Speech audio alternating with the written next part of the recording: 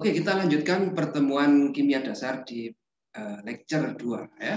Kalau kemarin di pertemuan sebelumnya kita sudah membahas tentang zat dan perubahannya ya. Kemudian kita masuk ke zat, unsur penyusun sebuah zat dari atom, teori atom, kemudian bagaimana elektron dalam sebuah atom tersusun. Nah, ini kita akan lanjutkan ke bagaimana susunan elektron dalam sebuah atom itu mempengaruhi sifat-sifatnya, ya, sifat yang ternyata bisa diprediksi ya, karena perubahannya secara periodik. Maka kita masuk ke tabel periodik unsur. Oke. Elektron, valensi, dan sifat kimia. Ya, sebelumnya kita ketahui bahwa elektron dalam atom tersusun dalam kulit-kulit. Ya, kemarin kita sudah melihat ada kulit K, L, M, N, dan sebagainya. Kulit K maksimum terisi elektron, L ada 8, M ada 8, N ada 18, dan seterusnya. Oke. Nah, elektron yang berada pada kulit bagian dalam, ya, misalnya ini ada sebuah atom apa ini ya. Kulit bagian dalam ini terikat sangat erat dengan inti atom ya. Jadi ya tidak bisa ngapa-ngapain, tidak bisa diapa-apain karena memang sudah terikat dengan sangat kuat. Sehingga tidak begitu berperan dalam menentukan sifat-sifat dan perubahan pada atom tertentu. Ya. Hanya elektron pada kulit paling luar, ya, kulit yang paling luar yang berbatasan langsung dengan zat atau materi di luar atom itu. Oke, ini kita sebut sebagai elektron valensi. Ini menentukan sifat-sifat atom dan mengatur bagaimana suatu atom, sebuah atom itu berinteraksi dengan satu sama lain. Oke. Nah, maka dari unsur-unsur yang dulu sudah ada, sudah diketahui, sudah ditemukan, ternyata diketahui beberapa unsur memiliki kemiripan yang sangat dekat, ya. Sangat besar satu dengan lainnya. Ya. Baik itu sifat fisis maupun sifat kimiawi. Nah, dari unsur tersebut berubah secara periodik dan secara terstruktur. Hal ini mendorong para ilmuwan zaman itu untuk menyusun sebuah apa? Ya, sebuah struktur, ya, sebuah tabel yang dimana dia bisa menjelaskan bagaimana sifat unsur ini berubah secara periodik. Oke, maka kita kenal hingga saat ini ada namanya tabel periodik unsur yang awalnya dikembangkan oleh Dimitri Mendeleev. Ya. Tapi tabel periodik modern menyusun unsur-unsur sesuai urutan nomor atom. Kemarin kita belajar nomor atom apa? Kalau ada sebuah unsur U misalnya, ini lambangnya ada A dan B, nomor atom ini menunjukkan jumlah elektron, ya, atau jumlah proton sama dengan jumlah proton pada intinya. Oke. Sedangkan massa atom menunjukkan jumlah proton plus neutron yang ada di inti sebuah atom tersebut. Oke. Nah, ketika kita mengurutkan unsur-unsur ini berdasar nomor atom dalam sebuah tabel mendatar bukan tabel ya, row itu apa? Baris, ya. Maka kita sebut namanya juga periode. Ya. Atau kita juga bisa mengurutkan berdasarkan kemiripan sifat fisik atau sifat kimiawi dalam sebuah kolom. Ya, kita sebut sebagai golongan. Nah, itu kita kenal namanya ada periode, ada golongan. Sebagaimana gambar berikut. Ya. Nah, ini yang kita sebut sebagai golongan. Ya, golongan 1A, golongan 2A, 3A, 4A, 5A, 6A, 7A, dan 8A.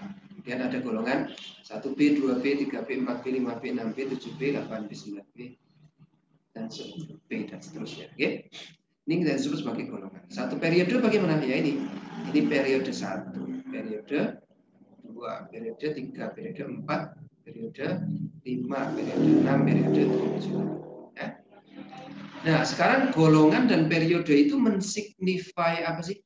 Signifikansinya apa? Ya. Periode di sini adalah kulit. Ini artinya bahwa elektron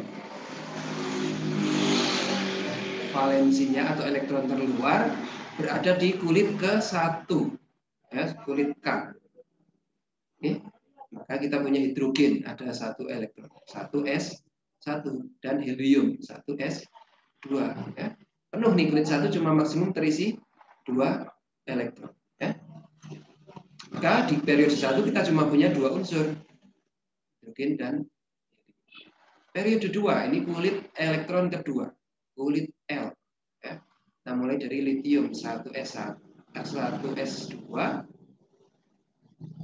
2s1. Ya. Total elektronnya ada 3. Kemudian berilium 1s2, 2s2. Total elektronnya ada 4. Kemudian boron 1s2, 2s2, 2p1. Oke.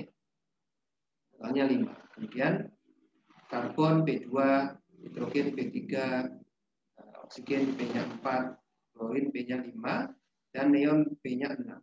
Full. Ini kulit kedua sudah full. Ya. Nah, kita lanjut ke kulit ketiga, kulit M. Dan seterusnya. Ya, ini menunjukkan kulit. Periode ini menunjukkan kulit. Oke, kalau golongan, nah ternyata ketika kita mengurutkan berdasarkan nomor atomnya, tadi nomor atom mana ya? Ini contohnya ini. Ini ada sebuah unsur tembaga, kita ambil dari sini ya. Nomor atomnya 29. Nomor massa atomnya 63,65. Oke. Nah, ternyata kalau unsur-unsur ini kita urutkan berdasarkan nomor atom. Jadi 1, 2, 3, 4, 5, 6, 7, 8, 9, 10, 11, 12. Ternyata ada unsur-unsur yang mirip.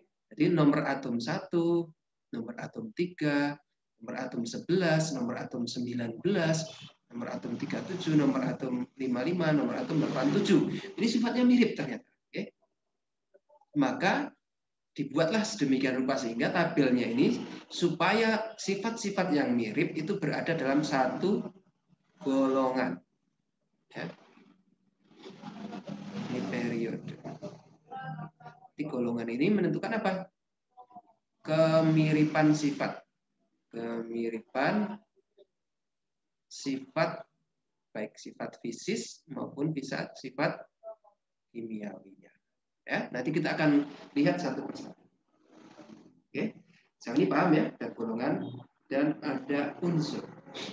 Nah, ini menunjukkan unsur bahwa kulit 1 maksimum terisi 2, kulit kedua maksimum terisi 8, kulit ketiga 8, kulit keempat 18, kulit kelima 18, kulit keenam 18 plus 1, 2, 3, 4, 5, 6, 7, 8, 9, 10, 11, 12, 13, 14, 32. Ini letaknya di mana sih Pak? Ini disisipkan sini. Ya. Nah ini mulai golongan B, mungkin ini jadinya golongan C. Ya. Tapi saat ini tidak disebut golongan C, tapi rare earth series, ya, actinida series dan lantinida series. Ya, ini disisipkan di sini. Nah, jadi ini dipotong, geser ke sana. Ini ada sisipan mulai dari sini. Oke, ini disisipkan. Ya, beda kulit. Oke ya. Nah, secara garis besar unsur ini dibedakan menjadi kategori. Logam disebut sebagai metal. Nah, sebagian besar unsur merupakan jenis logam ini. Dia merupakan konduktor listrik dan konduktor panas. Kalau kita lihat di mana? Nah ini, semua yang warnanya ini adalah unsur logam. Nah, kecuali hidrogen ya, hidrogen ini tidak. Nah ini semua adalah logam. Ya. Sebagian besar unsur merupakan logam. Selanjutnya ada unsur non-logam. Hanya ada 17 unsur. Ya. Ini umumnya adalah insulator, listrik dan panas. Di mana itu? Nah, ini yang bentuknya seperti ini. Ini semua dari nitrogen, fosfor, bromium, iodium, astatin. Oke, plus hidrogen. Ini 17 unsur non-logam. Sisanya ada apa? Ada namanya metaloid, mirip logam atau setengah logam. Ada 8 unsur dengan sifat di antara sifat logam dan sifat non logam. Ini ada di perbatasan antara kedua. Ini kita dapatkan boron, karbon, silikon, germanium, astatin, selenium, tellurium. Ya, ini unsur metaloid. Oke. Nah, tabel periodik unsur kita dapat gunakan sebagai pedoman, sebagai panduan bagi kita, ya, yang praktis dan sederhana untuk memprediksi perubahan sifat-sifat fisis atau sifat kimiawi dari unsur-unsur secara sistematis, ya, dalam golongan atau periode. Nah, beberapa unsur memiliki nama spesifik, nama khusus, nama unik. Misalnya 1A kita sebut sebagai alkali, ya. Alkali atau sangat bersifat basa. Golongan 2A kita sebut sebagai alkali tanah. Ya. Sifatnya mirip seperti alkali tapi sedikit kurang reaktif. Earth alkali. Golongan 7A kita sebut sebagai halogen. Ya, dan golongan 8A kita sebut sebagai gas mulia.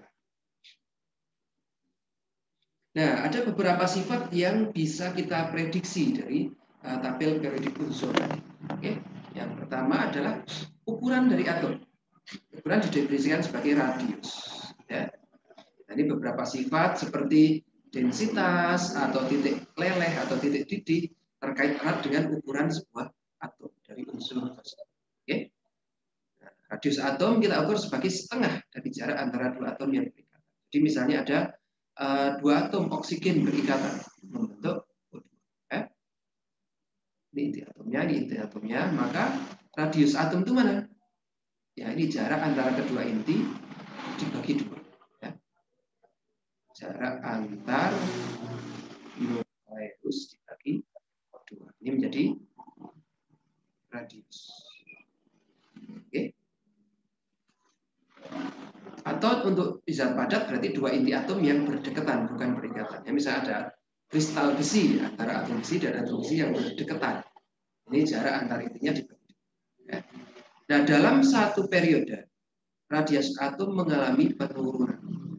Kira-kira kenapa itu? Periode tadi mana? Mendatar, ya. Rho mengalami penurunan dari kiri ke kanan. Oke.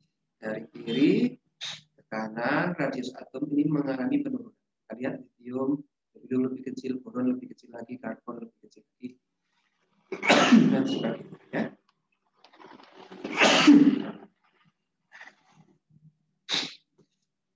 Nah, untuk penjelasan kita hanya ambil yang A saja ya. Yang B ini agak rumit, kita cut dulu. Oke. Jadi kita sambungkan antara sini dengan sini.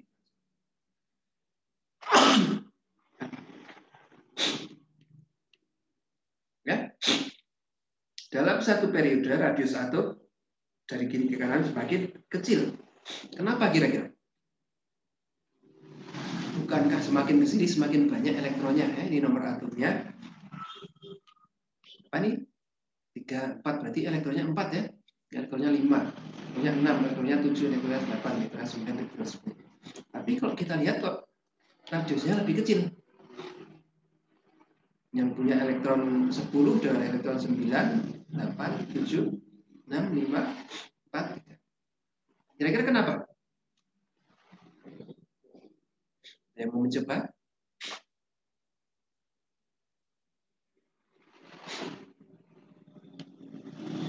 Nah, kita lihat di sini. Ya. Hal ini dikarenakan inti atom dalam satu periode mengalami penambahan jumlah proton. Ya. Meskipun jumlah elektronnya semakin banyak, jumlah protonnya juga semakin banyak. Nah, kita lihat sekarang. Kalau ada 2 atau 3 proton, berkait elektrostatis dengan 3 elektron. Ya, jadi satu elektron ini ditarik oleh 3 proton masing-masing, dibandingkan dengan ada 10 proton di dalam inti atom. Oke. Maka masing-masing elektron juga berinteraksi dengan 10. Ya. Nah, jadi kan gayanya lebih besar nih, gaya elektrostatisnya. Ya. Seper 4pi epsilon 0 divisi dasar 2 Q proton, Q elektron dibagi R kuat. Ya. Kalau protonnya semakin besar, semakin jumlah protonnya semakin besar, maka gaya tarik elektrostatis antara proton dan elektron akan semakin kuat. Kalau ditarik semakin kuat, maka elektronnya akan lebih mendekat ke inti atom. Ya. Elektron yang lebih mendekat ke inti atom menyebabkan radiusnya menjadi mengecil. Ya, jari-jari atom semakin kecil. Nah, tadi dalam satu periode. Sedangkan dalam satu golongan, radius atom mengalami kenaikan, ya, semakin ke bawah semakin naik. Kenapa? Karena jumlah kulit atomnya menjadi bertambah. Ya. Jadi kalau hidrogen kulit atomnya cuma satu, lithium ada 2, natrium ada 3, ya, kalium ada 4. Semakin besar tentu saja, ya, karena kulit-kulitnya semakin bertambah. Maka kita dapatkan seperti ini. Semakin kecil naik ke sana dan semakin besar ke bawah semakin besar karena kulitnya semakin bertambah.